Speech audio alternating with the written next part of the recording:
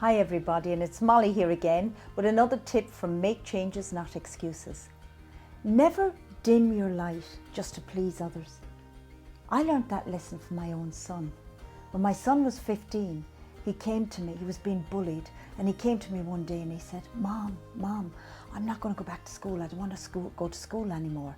I said, why, son? He said, I want to take some thinking time out, Mom. I want to take thinking time out.